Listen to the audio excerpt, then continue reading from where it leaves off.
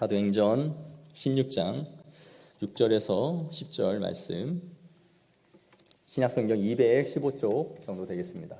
사도행전 16장 6절에서 10절 말씀입니다. 교독하도록 하겠습니다. 성령이 아시아에서 말씀을 전하지 못하게 하시거늘 그들이 부르기아와 갈라디아 땅으로 다녀가 무시아 앞에 이르러 비르니아로 가고자 했으되 예수의 영이 허락하지 아니하시니라. 무시아를 지나 드로아에 내려갔는데 밤에 환상이 바울에게 보이니 마게도냐 사람 하나가 서서 그에게 청하여 이르되 마게도냐로 건너와서 우리를 도우라 하거늘. 함께 읽겠습니다. 바울이 그 환상을 보았을 때 우리가 곧 마게도냐로 떠나기를 힘쓰니 이는 하나님이 저 사람들에게 복음을 전하라고 우리를 부르신 줄을 인정함이로라. 아멘.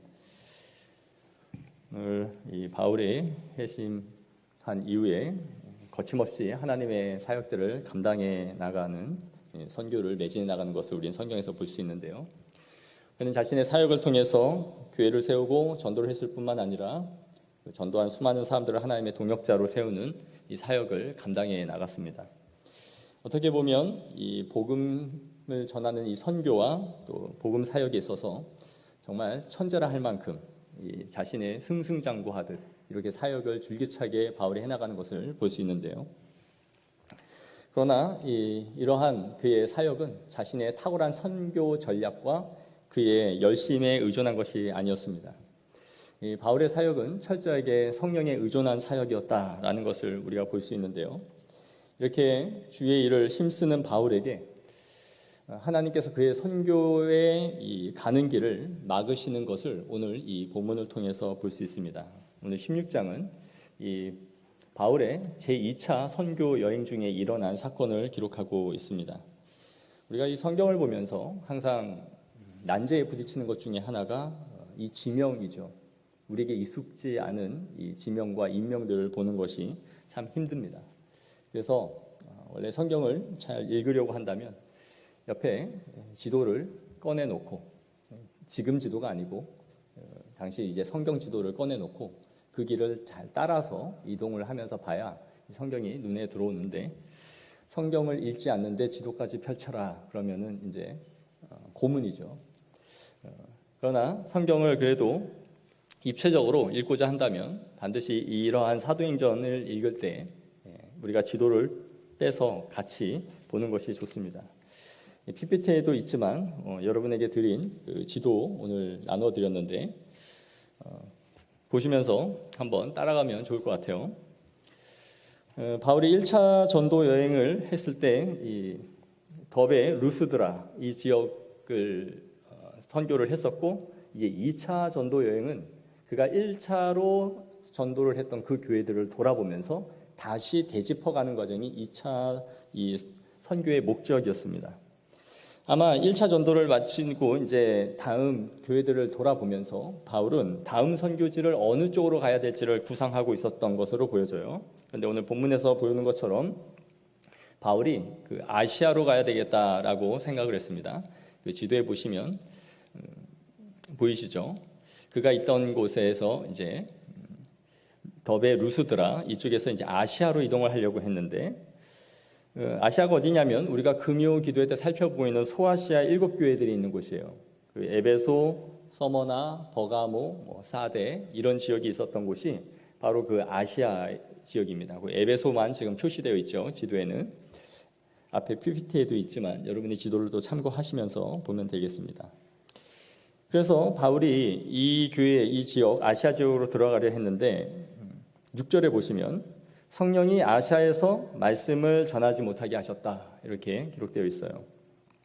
어떤 이유에서인지 성경은 정확하게 기록하고 있지는 않지만 그 길로 가는 것을 막으셨다. 그러니까 바울이 분명하게 이거 하나님이 가지 못하게 한다라는 것을 알 만큼 분명하게 말씀하신 것 같아요.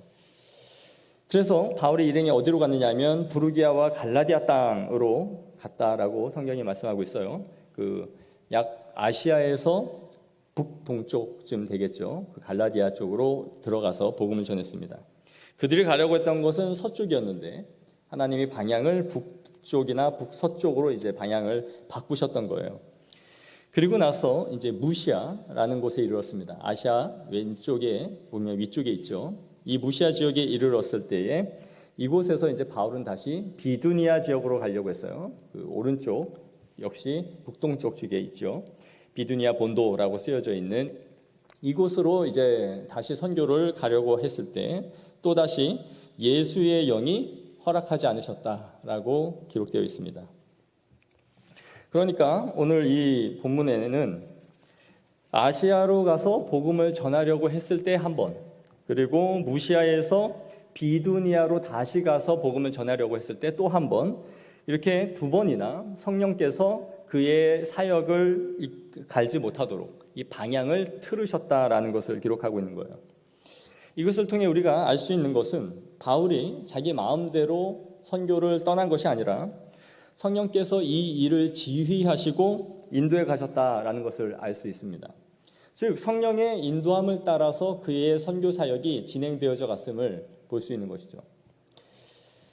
우리가 여기서 하나님의 인도함을 받는 것에 있어서 주의해야 할 것은 바울이 선교하려고 할 때에 좌로 가라, 우로 가라, 어디로 가라라고 마치 내비게이션이 우리를 지도해 주듯이 그렇게 인도함을 받으면서 선교를 진전시켜 간 것이 아니다라는 것입니다. 오늘 어떤 사람들이 생각하기를 마치 신령한 사람들은 기도를 많이 하고 영적으로 깨어있는 사람들은 이렇게 인도함을 받으면서 신앙생활을 하고 있을 것이다 라는 생각을 하곤 하는데 전혀 그렇지 않습니다. 이것은 성경에서 말해주는 하나님의 인도하심의 방식이 아니에요. 또한 자신이 그렇게 인도함을 받고 있다라고 말하는 사람이 있다면 우리는 그런 사람 역시 주의해야 합니다. 하나님이 우리를 인도하시는 방식은 우리에게 사명을 무언가를 주셨으면 그 대의와 그 목적에 합당하게 사고를 하고 구상하고 또 생각하고 고민하면서 그 사명을 이루어가기 위한 건전한 판단과 사고를 하면서 진행해 가는 것이에요. 하나님의 사명에 맞는 건전한 사고와 판단들을 생각하고 따져가면서 그 일을 해나간다라는 것입니다. 마치 때마다 무언가를 보여주신다거나 하나님께서 우리를 그런 식으로 인도해 가시기를 기다리고 바라고 있다면 그것은 매우 잘못된 방식으로 하나님의 인도를 구하고 있는 거예요. 바울도 이렇게 인도받았으니 우리도 그렇게 하실 것이다. 잘못된 생각이다라는 것이죠. 우리가 나아가야 할 기본적인 사명 위에 하나님께서 감당할 능력을 주셨으면 이 성령의 유기적인 역사와 내가 어떻게 이것을 해나가야 할 것인지에 대해서 하나님께서 지혜를 주시는 거예요. 그리고 성령의 인도함을 받는다라는 것은 성도들이 영혼의 기능과 의식들을 이제 사용해 가면서 가장 바르고 의롭고 타당하고 효과 있는 방식들을 따져가면서 일하도록 하시는 것이다 라는 거예요. 그러니까 이성의 기능을 무시하면서 무언가를 보여주면서 따라가는 것이 아니라 성령의 유기적인 사역이라는 것은 우리의 이성과 지식의 수준과 마음과 환경의 모든 상황들을 적합하게 생각하고 상고하면서 그 일들을 진행해 나가도록 하시는 것이다 라는 것입니다. 그래서 그 과정 가운데 우리의 무지함을 깨뜨리시기도 하시고 우리에게 가르쳐 주시면서 그 길을 하나씩 하나씩 깨달아 걸어가게 하시는 거예요.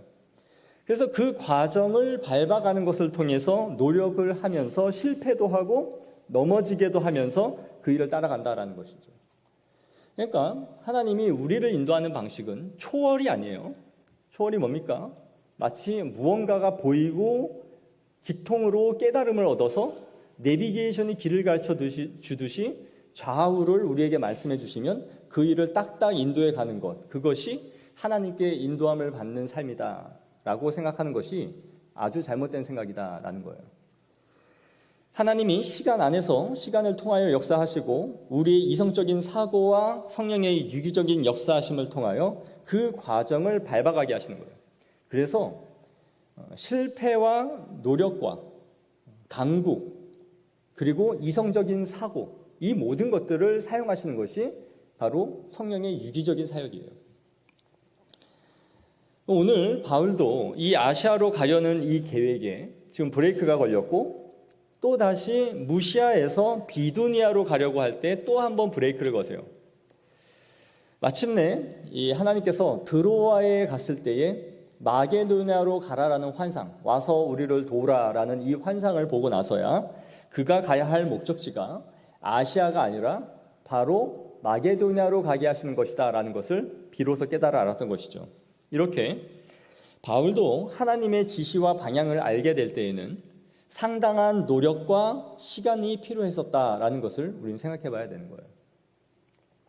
하나님이 바울에게 선교적인 진전을 빠르게 이루기 위해서라면 좌로 가라 우로 가라 본도로 가라 밤빌리아로 가라 그렇게 하면서 딱딱 왁구를 맞춰가면서 하셨어야 되잖아요. 그런데 그러지 않으시죠. 하나님이 인도하셨으면 왜 바울이 태장으로 매를 맞고 배가 파선이 되고 굶기를 밥 먹듯이 하고 강도를 만나고 왜 돌을 맞습니까? 그런 거 저런 거 다 피해가도록 하시면서 선교를 엄청 빠르게 촉진시켜 가실 수 있을 텐데 그렇게 안 하시죠. 온갖 고난과 매질과 고통을 받으면서 하나님께 물어가면서 위로 돌기도 하고 저로 돌면서 이 선교가 지금 진전시켜 가고 있다는 것이에요. 그러니까 하나님은 우리에게 밥숟가락으로 떠먹여주듯이 우리를 인도해 가시는 것이 아니라 우리의 사고와 의식의 수준에 맞게 하나씩 하나씩 깨닫게 하시면서 인도해 가신다라는 것이에요. 이것이 중요한 하나님의 인도를 받는 방식이에요. 그래서 하나님이 뭔가 번개를 튀기듯이 나에게 길을 열어주실 것이다 라고 하면서 맨날 기도해도 그런 식으로 하나님은 인도해 가시지 않아요. 그럼 왜 성령께서 이 2번이나 바울이 가려는 이 선교의 계획을 막으셨을까요? 뭐 바울이 딴 거 하러 가려 했나요? 우리처럼 뭘 먹고 살 건가? 무슨 직업을 선택해야 될 건가? 어느 지역에 가서 사업을 좀 해야 내가 돈을 벌 수 있을까? 이런 생각을 하면서 이 길을 갈까 저 길을 갈까 하나님 앞에 물은 게 아니에요. 그의 일념은 오직 선교를 하기 위한 거예요. 내가 선교를 하고 주님의 일을 하겠다라고 지금 출발하고 있는데 그걸 막으세요. 막고 자꾸 방향을 틀어 가시고 있다라는 것이죠.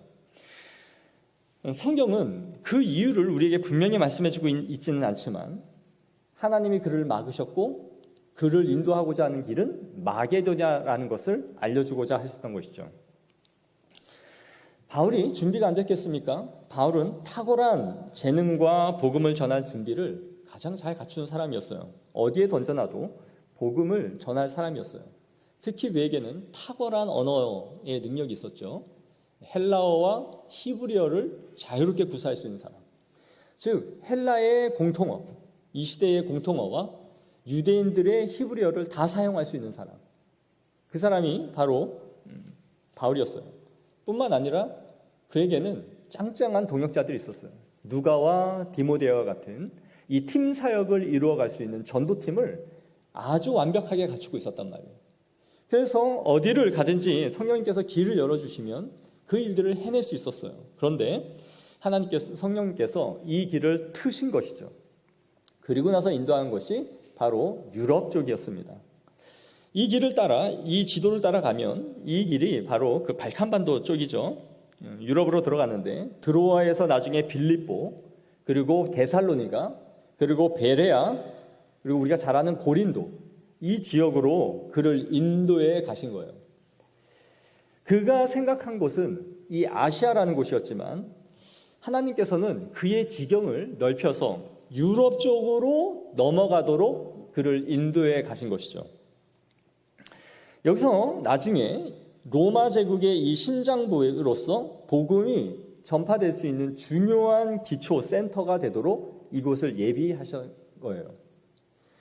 그래서 바울은 여기까지 자신은 생각하지 못한 계획이었죠. 그는 자신이 있는 곳에서 1차 선교지를 마치고 이제 아시아까지 들어가는 것을 자신의 목적으로 삼았으나 하나님께서는 마게도냐까지 넘어가게 하심으로써 이 유럽 쪽을 향해 길을 여시고 있다는 것을 우리는 알 수 있는 것입니다. 이것이 하나님의 구상이었던 것이죠. 이렇게 하나님은 우리가 기도하고 구하고 계획하고 나아가는 것이 있지만 우리의 인생의 그 기도의 방향을 바꾸셔서 우리를 인도해 가시는 것들을 경험하게 됩니다. 우리는 누구나 그 자신의 계획과 방향을 갖고 살아가요. 내 인생이 어떻게 될지 모르지만 나름대로의 계획이 사람마다 다 있는 것이죠. 그런데 희한하게 내가 계획한 모든 길들이 하나하나 막혀져 가는 때가 있어요. 이렇게 저렇게 하려고 했는데 그 계획들이 다 무산이 되고 계속 돌고 돌아서 와보니 지금 현재 있는 내 위치에 서 있는 경우들을 보게 되는 것이죠. 내가 계획한 것도 아니고 내가 구상한 방식도 아닌데 어떻게 보면 밀려 오는 듯한 그런 삶이었는데 현재 내 위치에 오게 되는 것입니다.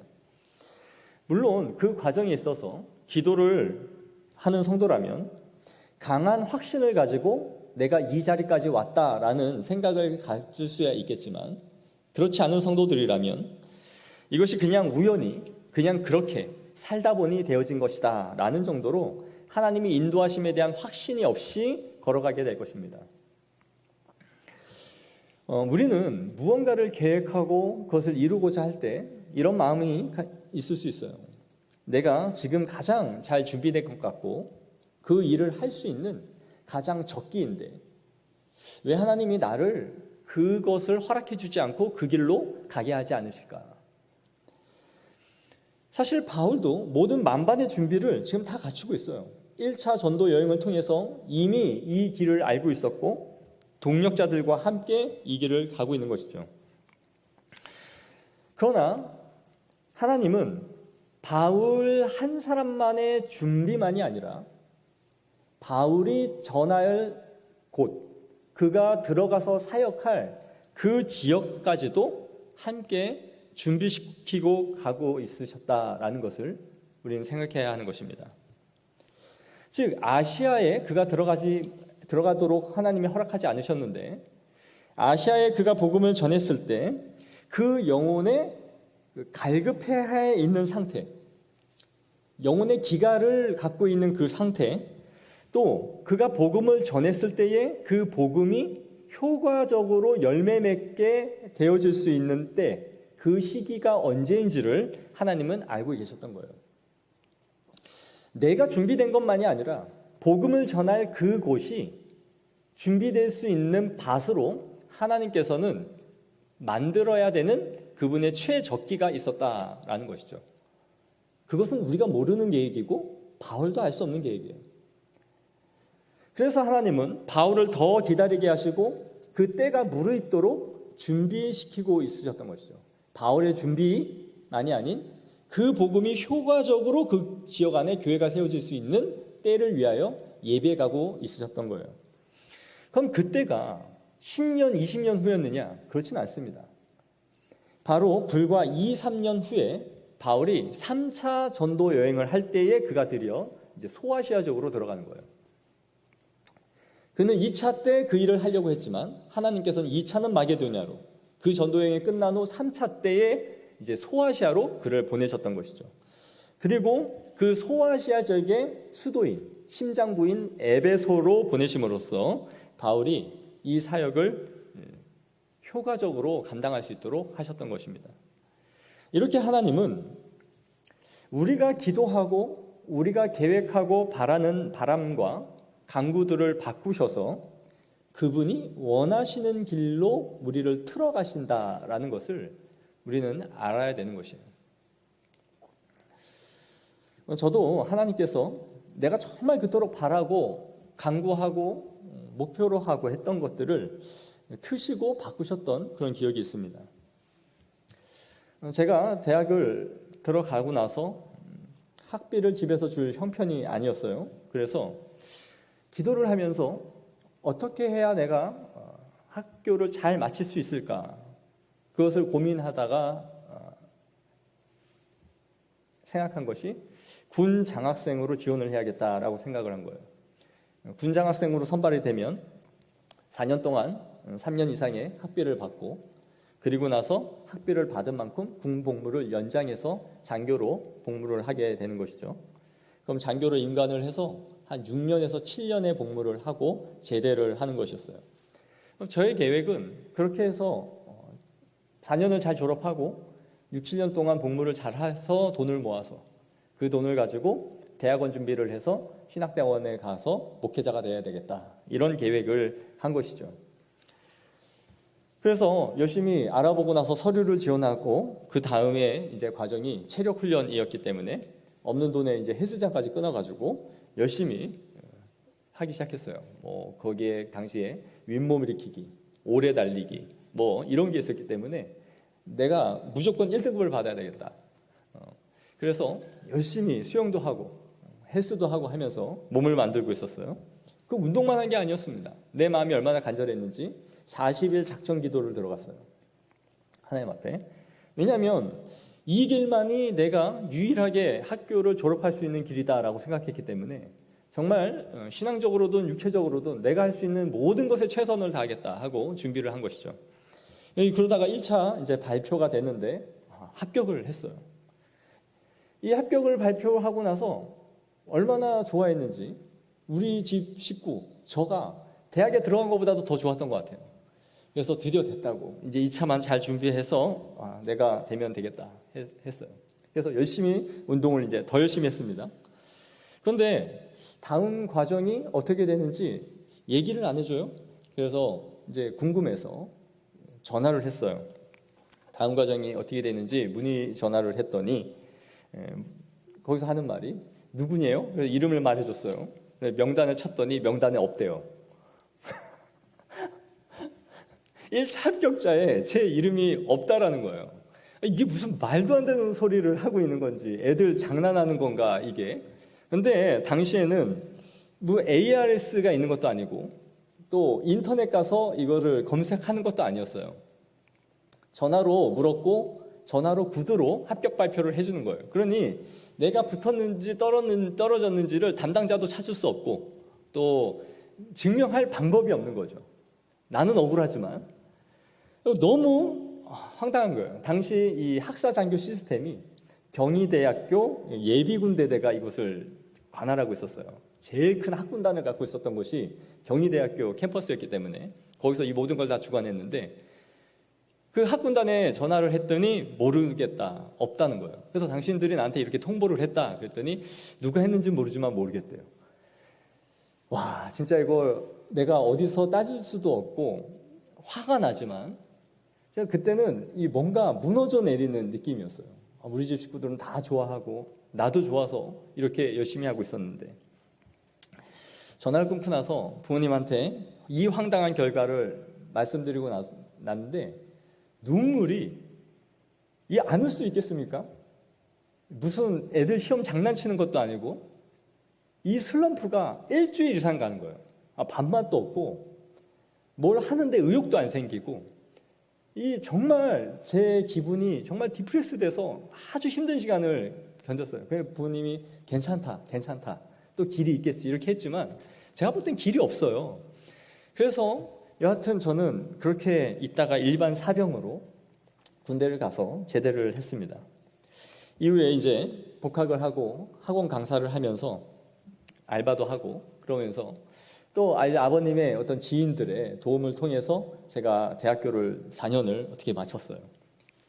그러고 나니 이제 일반적으로 남자들의 그 나이쯤 되면 한 만 26살쯤 되죠.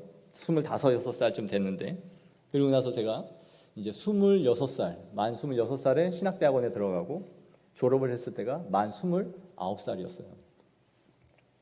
굉장히 빠른 나이였습니다. 당시에 이 목산수 주는 나이가 제한이 되어 있어서 30살이 넘어야 되는데 제가 목산수도 받을 나이가 안 됐어요. 그래서 29살에 졸업을 하고 강도사 인허를 받고 나서 제가 그때 이 사건을 되짚고 생각을 해봤어요. 내가 학사장교에 선발이 됐다면 지금 어떻게 됐을까? 제가 지금 어떻게 됐을까 생각해보니까 하나님이 내 방향을 이때 틀지 않으셨으면 나는 지금까지 군 생활을 하고 있다가 이제 제대를 준비하고 있었겠구나 하는 생각이 들었어요. 그리고 이제 제대를 하고 나서 대학원에 들어가겠다고 시험 공부를 한 1년 준비하겠지. 그리고 나서 이거를 다 마치는 데까지는 33살 그 이유가 돼야 내가 이제 사역을 하려고 시작을 했겠다, 이런 생각이 들었던 거예요. 제가 그때 깨달은 것은 내가 이때 정말 장교로 선발이 됐으면 내 모든 20대는 군대에서 다 바쳤어야 되겠구나. 내 꽃다운 청춘, 하나님의 이 20대를 주님의 나라를 위해서 사용하기를 원하셨을 텐데 내가 이것을, 물론 군대가 의미 있는 것은 아니지만 하나님께서 내 사명의 자리로 그곳과 이어가시지는 않으셨구나라는 것을 그때 깨달으면서 제가 감사했던 거예요. 그래서 29살에 이미 모든 목회자로서 할 수 있는 기본적인 소양을 다 갖출 수 있도록, 대학원을 졸업할 수 있도록 하나님께서 조기에 나의 20대 때 내가 갈 수 있도록 길을 여셨구나라는 생각을 그때 했던 거예요. 그래서 하나님께서 나에게 장학금을, 내가 원하는 장학금은 국가에서 주는 장학금을 가지고 공부를 하는 것이 내가 할 수 있는 최고의 볼 수 있는 전부였는데 하나님은 다른 방식으로 나에게 장학금을 주셨어요. 첫 사역지에서 그 권사님 한 분의 헌신으로 2년 반 동안 저의 학비를 다 주셨어요. 어쨌든 이거는 하나님이 주신 장학금이었잖아요. 그래서 제가 기대하고 바란 방향이 아닌 하나님이 완전히 방향을 트셔서 인도에 가신 것이죠. 이렇게 우리가 성령의 인도함을 받으면서 하나님께서 우리의 길을 여시는지 막으시는지를 분별하면서 계속해서 걸어가야 되는 거예요. 하나님은 급할 때에는 환상이나 꿈이나 이러한 방식으로도 우리에게 말씀을 하실 수도 있겠지만 그것은 일반적으로 역사하시는 방식들은 아닙니다. 하나님이 우리에게 인도해 가시는 성령의 방식은 건전한 사고와 판단, 그리고 마음 가운데 분명히 깨닫고 알 수 있는 환경적인 요소들을 통해 우리를 인도해 가시는 거예요. 환경과 하나님의 뜻에 입각한 사고와 판단, 합리적인 생각, 성경에서 말씀하시는 바에 따라서 계속해서 궁구하며 살펴보는 것이죠. 그러니까 우리의 하나님을 아는 지식이 부족하면 하나님의 뜻을, 길을 분별해 나가는 것이 아주 어려운 거예요. 말씀하셔도 그 의미를 알 수 없는 상태로 우리가 살아가는 것이죠. 그래서 여기에서 필요한 것이 바로 성령의 예민함과 민감함인 것이죠. 센시티브하게, 내가 그것을 기도하고 바라고 있으면 모든 환경과 성경을 읽으면서도 주님께서 어떤 방식으로든 나를 인도해 가실 것이다 라는 것을 오감을 열어놓고 집중시키는 거예요. 물론 이러한 것들은 성경도 읽고 기도를 하면서 외부적인 환경의 변화와 우리의 지성을 통한 논리적인 추론, 사고의 축적, 또한 그 사람의 신앙의 경험을 쌓아가면서 계속해서 성장해가는 것이에요. 이 모든 것이 복합적으로 이루어지는 것임을 알아야 되는 것이죠.